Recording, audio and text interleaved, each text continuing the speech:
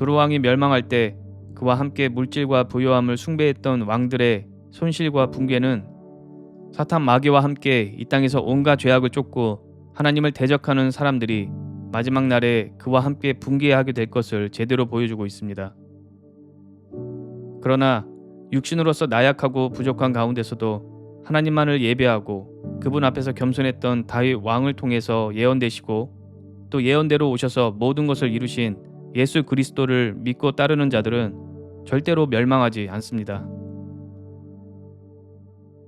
에스겔서 28장 11절에서 19절 말씀 보겠습니다. 여호와의 말씀이 또 내게 임하여 이르시되 인자야, 두로 왕을 위하여 슬픈 노래를 지어 그에게 이르기를 주 여호와의 말씀에 너는 완전한 보장이었고 지혜가 충족하며 온전히 아름다웠도다.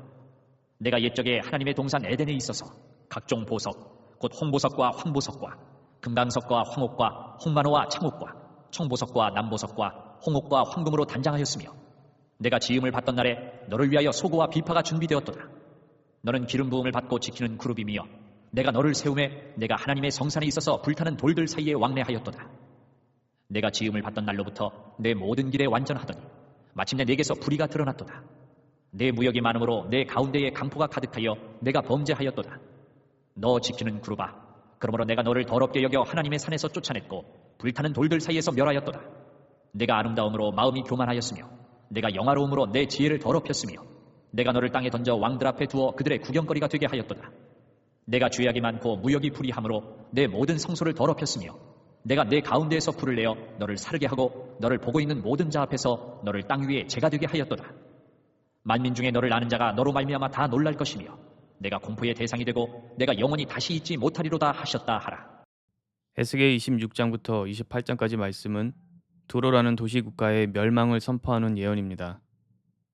에스겔서의 전반적인 내용은 예루살렘에 대한 예언으로 구성이 되어 있고 저번 시간부터 이방 국가에 대한 예언이 시작되었지만 대부분 한 장 분량이 안 되는 부분적인 예언인 것을 볼 때 세 장에 걸쳐 예언된다는 것은 이례적이라고 할 수 있습니다. 두로 외에도 3장 이상 예언된 민족은 28장 이후에 등장하는 애굽뿐입니다. 애굽은 4장에 걸쳐서 예언하십니다. 두로에 대해서 암몬, 모압, 에돔, 블레셋, 시돈에 대한 예언보다 훨씬 많은 내용을 예언하셨다는 것은 그만큼 두로의 멸망이 의미하는 바가 특별하다는 것을 우리가 생각해 볼 수 있습니다. 두로라는 도시는 레바논의 남부, 예루살렘의 북부에 위치한 고대 페니키아 항구 도시로서 많은 민족들의 상인들이 모여서 무역을 할 수 있었던 곳으로 유명한 장소입니다. 다윗 왕이 살아있을 때 두로 왕 히람과 무역 동맹을 맺었었고 예루살렘 성전에 사용되는 좋은 목재 같은 자재를 공급했던 곳으로 잘 알려진 곳입니다. 그러한 두로가 예루살렘의 멸망을 즐거워했다고 말합니다.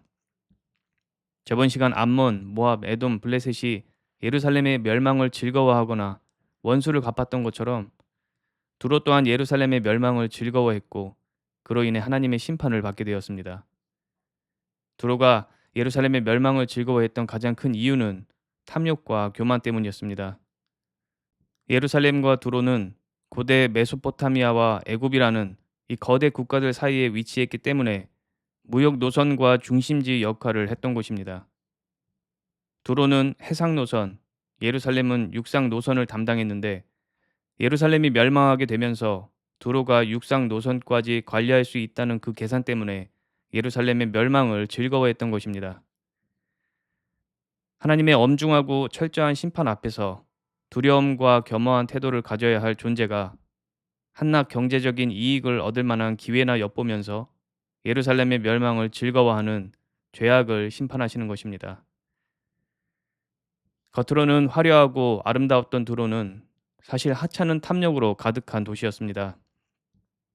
지금도 세계 곳곳의 유명한 도시들은 겉으로는 화려하고 세계 경제가 집중되기 때문에 매우 중요한 장소인 것 같지만 하나님 보시기에는 썩어 없어질 것들을 숭배하면서 탐욕으로 가득한 장소일 뿐입니다. 그렇게 도시 안에 탐욕과 음란과 불법과 교만으로 가득함이 극에 달하면 하나님께서 반드시 심판하십니다. 지금까지 역사 가운데 그러하셨습니다. 많은 사람들과 돈과 문화와 인본주의 사상이 모여드는 도시는 죄가 많을 수밖에 없지만 하나님께서 세우신 교회가 온전히 하나님만을 예배하고 복음을 제대로 전한다면 빛과 소금으로서 도시를 정화할 것입니다. 그러나 지금 이 나라의 많은 교회는 세속적인 문화의 마음을 빼앗기고 특히 인본주의 사상을 받아들였습니다. 이러한 탐욕과 인본주의 숭배와 종교 생활을 버리고 성령 충만과 온전한 말씀을 회복하지 않는다면 교회가 이 세상에서 밟힐 수밖에 없습니다. 하나님께서 두로의 심판을 바다 위에서 만나는 폭풍으로 말씀하십니다. 그들의 정체성과 같은 주요 산업이 바로 해상 무역이기 때문입니다. 그들이 멸망할 때 쌓아두었던 많은 부를 다른 민족들이 노략해 갈 것이라고 말씀하십니다.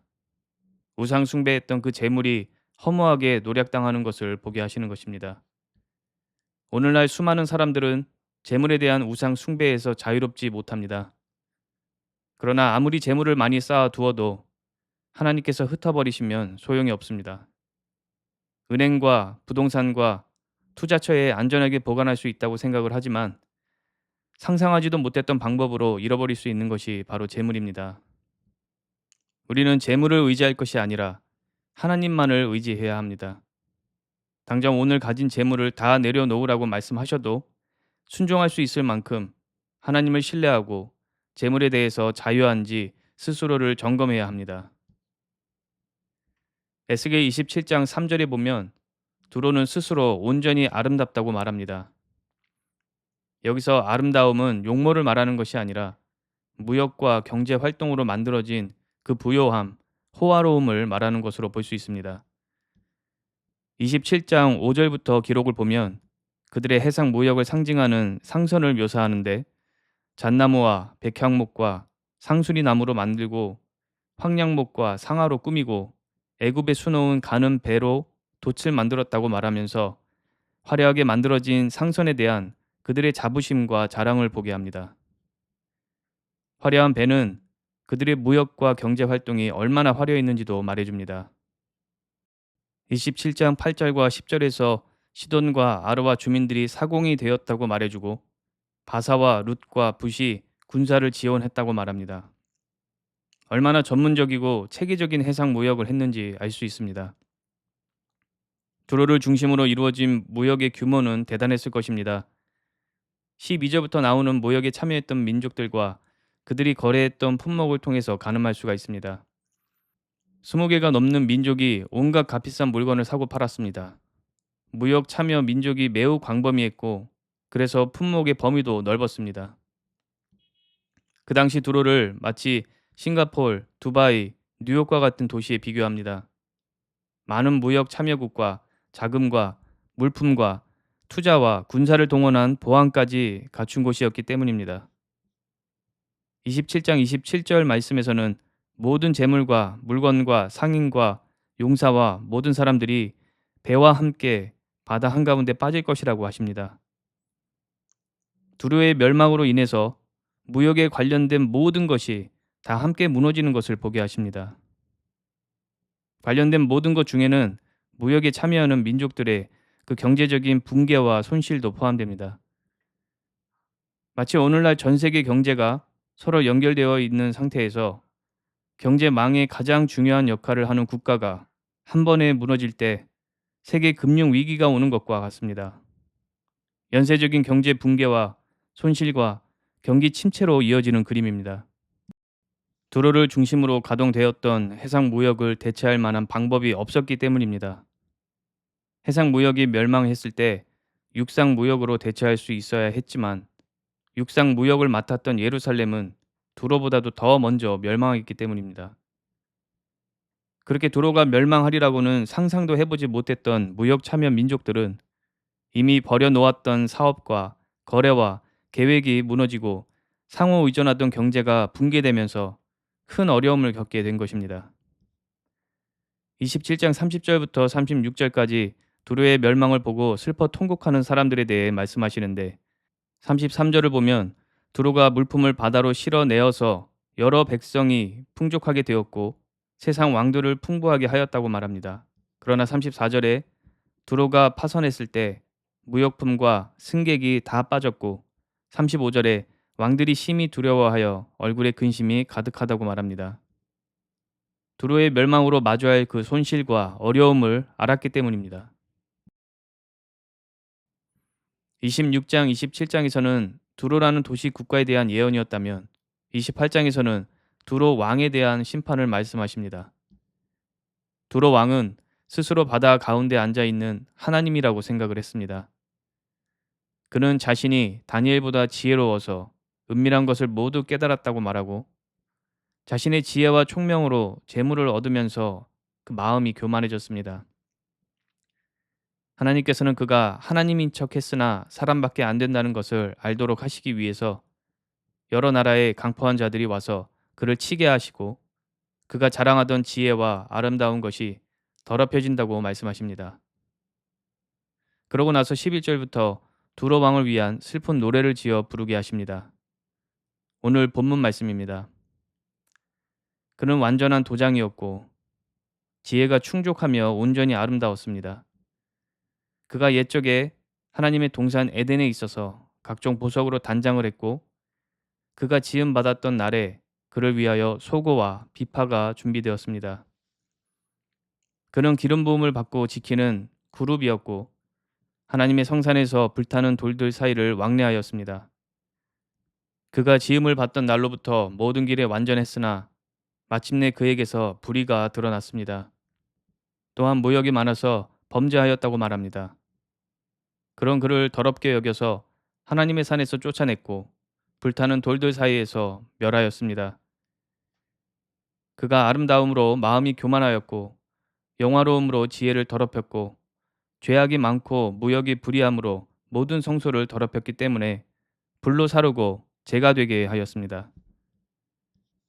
그렇게 그를 아는 자가 놀랄 것이고 공포의 대상이 되고 영원히 다시 잊지 못한다고 하였습니다. 하나님께서 선포하게 하신 두로 왕에 대한 이 슬픈 노래는 해석에 대한 논의가 많은 구절입니다. 단순히 두로 왕에 대한 예언적 시로만 보는 해석도 있지만 한편으로는 이 시를 통해서 사탄에 대해 드러낸다는 해석도 있습니다. 이 구절이 사탄을 드러낸다는 해석은 오래전부터 있었으며 많은 신학자들과 교회들이 받아들이고 있습니다. 그렇게 해석하는 이유는 사람에게 어울리지 않는 내용이 많기 때문입니다. 완전한 도장, 지혜가 충만하고 온전히 아름답다는 표현도 천사와 같은 영적 존재를 표현한다고 볼 수 있지만 무엇보다 옛적에 하나님의 동산 에덴에 있었다는 표현에서 분명 두로 왕을 두고 말하는 내용은 아닌 것을 알 수 있습니다. 오히려 에덴 동산에서 뱀으로 나타났던 사탄과 일치합니다. 에덴 동산에서 등장하는 뱀이 사탄인 것은 요한계시록 12장 9절에서 말하고 있습니다. 옛 뱀을 마귀라고도 하고 사탄이라고도 한다고 기록합니다. 또한 그가 기름 부음 받고 지키는 그룹이라고 말하는데 그룹은 에스겔서 1장부터 보았던 영적 존재로서 일반 천사보다 하나님과 더 가까운 곳에서 일을 수행하는 존재입니다. 하나님의 보좌, 거룩, 왕권, 그리고 심판과 관련한 일에 동원되어서 일하는 존재입니다. 두로 왕을 이러한 영적 존재, 그것도 일반 천사보다 더 특별한 일을 하는 존재로 부른다는 것은 문맥상 맞지가 않습니다. 두로 왕 스스로가 신이라고 생각했을 때 하나님께서 그가 신이 아닌 사람일 뿐이라는 것을 멸망을 통해 보여주신다고 하는 것과 그를 그룹이라고 말하는 것은 서로 상충하기 때문에 두로 왕이 아닌 사탄을 말한다고 해석할 수 있습니다. 사탄은 분명 일반 천사보다 더 높고 하나님 주변에서 일하던 존재였을 것이기 때문에 그룹이었다고 보는 것이 매우 적절합니다. 더 나아가서 하나님의 성산에서 불타는 돌들 사이에 왕래하였다고 말하는데 시편이나 이사야서 그리고 오늘 에스겔서에서 말하는 하나님의 성산은 이 땅에 어떤 산을 말하기보다는 하나님께서 거하시는 천상계를 뜻합니다. 또한 성경 어디에도 사람 중에 하나님의 성산에서 불타는 돌들 사이에 왕래할 수 있는 권한을 받은 적이 없습니다. 하나님의 선지자들도 어떤 시적인 표현으로라도 이러한 권한을 받은 적이 없는데 하물며 두로 왕이 이러한 권한을 받았을 리는 없기 때문에 영적인 존재, 사탄을 말하는 것으로 보는 것이 타당합니다. 그럼에도 두로 왕에 대한 예언과 슬픈 노래 속에서 사탄의 모습을 발견하는 것이 과연 타당한 해석인지 의아해할 수도 있지만, 이 땅 중에 왕에 대한 예언 속에 또 다른 존재에 대한 언급을 찾을 수 있는 것은 두로 왕과 사탄뿐만이 아닙니다. 온갖 화려함과 지혜와 부요함으로 교만이 하늘을 찌르며 스스로 신이라고 했던 두로 왕을 통해서 사탄에 대한 내용도 보게 하신 것처럼, 목동이었을 때나 왕이었을 때나 여호와 하나님만을 예배하고 그분 앞에서 겸손했던 다윗 왕을 통해서 예수 그리스도에 대한 내용도 보게 하셨습니다. 사무엘하 7장은 다윗이 죽기 전에 나단을 통해서 다윗의 왕국에 대한 하나님의 약속을 전하는 내용입니다. 표면적으로는 다윗의 아들 솔로몬을 통해서 그의 왕국을 이어가게 하시겠다는 내용이지만, 그의 왕위를 영원히 견고하게 하리라는 말씀 속에서 영원히 다스리실 예수 그리스도의 메시아적 왕위를 예언하고 있습니다. 누가복음 1장 32절, 사도행전 2장 30절에서 36절 말씀이 그것을 확인해 주고 있습니다. 또 시편 2편은 하나님께서 세상 왕들에게 다윗의 왕권에 대해 선포하는 내용의 시입니다.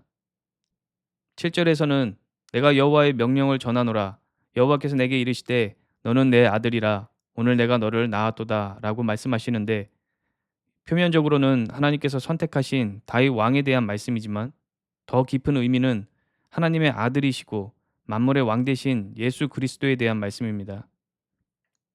이 시편 2편 7절이 다윗뿐만 아니라 영적으로 예수님을 말하고 있다는 것을 사도행전 13장 33절, 또 히브리서 1장 5절이 말하고 있습니다.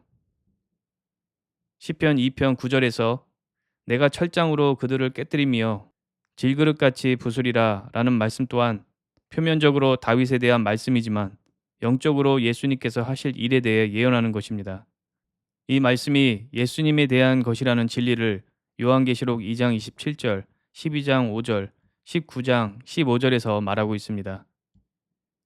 그 외에도 구약성경 곳곳에 다윗이나 솔로몬에 대한 말씀 속에서 예수 그리스도에 대한 말씀을 찾을 수 있습니다. 다윗 왕에 대한 역사 기록과 예언과 시를 통해서 예수 그리스도를 발견하게 하신다면, 에스겔서에서 두로 왕이나 이사야서에서 바벨론 왕에 대한 역사적 기록과 예언과 시를 통해서 사탄 마귀에 대해 말씀하실 수도 있다는 것을 우리가 알 수 있습니다. 두로 왕은 그에게 주어진 지혜와 능력과 아름다움으로 오직 부요와 향락을 추구했고 하나님을 멸시하면서 스스로 신이라고 생각했습니다. 사탄의 실체가 이러한 두로 왕에 대한 기록을 통해서 드러나는 것이 이상할 것도 없습니다. 두로 왕의 죄악과 사탄의 죄악이 너무나도 닮았고, 두로 왕이 그런 죄악의 길로 가는데 큰 도움을 준 존재도 사탄일 것이 분명하기 때문입니다. 두로 왕이 멸망할 때 그와 함께 물질과 부요함을 숭배했던 왕들의 손실과 붕괴는 사탄 마귀와 함께 이 땅에서 온갖 죄악을 쫓고 하나님을 대적하는 사람들이 마지막 날에 그와 함께 붕괴하게 될 것을 제대로 보여주고 있습니다. 그러나 육신으로서 나약하고 부족한 가운데서도 하나님만을 예배하고 그분 앞에서 겸손했던 다윗 왕을 통해서 예언되시고 또 예언대로 오셔서 모든 것을 이루신 예수 그리스도를 믿고 따르는 자들은 절대로 멸망하지 않습니다.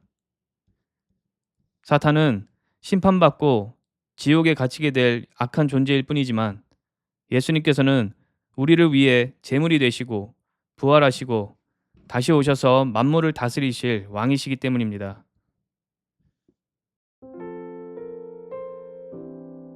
이 땅에 살면서 우리에게 주어진 선택은 두 가지뿐입니다.